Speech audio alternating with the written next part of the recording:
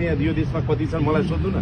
कांग्रेस एमाले माओवादीबाट चाहिँ नि सबै देखेको छु मैले। भनेपछि म त पाएको मन्त्री पद भइरहेको मन्त्री पद, झण्डा भएको गाडी, सुरक्षाकर्मी, सारा मन्त्रालयको चाहिँ नि ती सबै कुराहरू छोडेर म आज जनताकोमा सडकमा तपाईहरुसँग आइरहेको छु।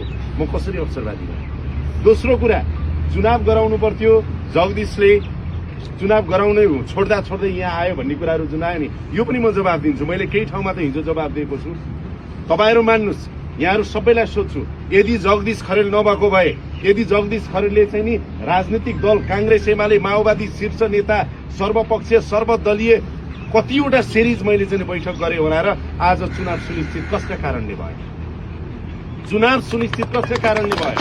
यदि जगदीश खरेल हुँदैन, एमालेको ढोकामा दैलोमा नगएको भए, कांग्रेसको दैलोमा नगएको भए, पार्टी कार्यालयमा राष्ट्रपाको पार्टी कार्यालय नगएको भए, माओवादीको पार्टी कार्यालय नगएको भए, प्रचण्ड केपी ओली र चाहिँ देउबाको घर घरमा गएर हात जोडेर चुनावका लागि तयार हुनुस् भनेर प्रधानमन्त्री ज्यूसँग चाहिँ त्यो वार्ता गराएर कसले गर्यो? तपाईहरुले देखिराख्नु भएको छ।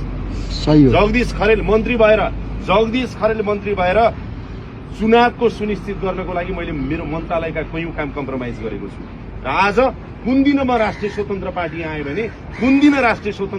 भने, यो दिन आए कि जुन दिन 6 गते मनोनयन दर्ता सुनिश्चित भयो, बिग्रेको कांग्रेसको हताभुङ्ग अवस्था पनि मिलेर चुनावमा जानको लागि गगन पक्ष र देउबा पक्ष तयार भए। अब सबै राजनैतिक दल चुनावमा आउने सुनिश्चित भएर मनोनयन दर्ता गर्ने म 3 दिन अगाडि रासोपा प्रवेश गर्न सक्थेँ। किन म रासोपा चाहिँ 6 गते बिहान चाहिँ 11 बजे घण्टी घरमा गएँ भन्दाखेरि अब देशमा चुनाव हुने निश्चित हो। यति निश्चित गरेर भएको मन्त्री पद छोडेर चुनावको सुनिश्चित गरेर होइन, अब म 3 महिनालाई होइन, जनताले मलाई तिमी अर्को 5 वर्षसम्म चाहिँ राजनीति मार्फत सेवा गर भन्दा म सबै सेवा सुविधा छोडेर जनताको घर दैलो र यहाँहरूको मन मन्दिरमा म आउन नपाउनु एउटा नागरिक। मैले आउने निर्णय गरेँ, त्यस पछाडि चाहिँ म घण्टीमा प्रवेश गरेँ र उम्मेदवार भएँ। त्यसकारणले म सबै साथीहरूलाई यो किन भनेको भने म बारम्बार भन्छु, तपाईहरु नेताहरु हो, भोलि तपाईहरुलाई प्रश्न आउँछ किन जगदीशलाई आउँदैन नि, जगदीशको र बुद्ध रत्नको चाहिँ नि तपाईको फोटो लिएर उम्मेदवार हाम्रा भनेर हिँडिराख्दा कसले फेस गर्नुपर्छ भने यो कुरा तपाईहरुले पर्छ, मैले भन्दा।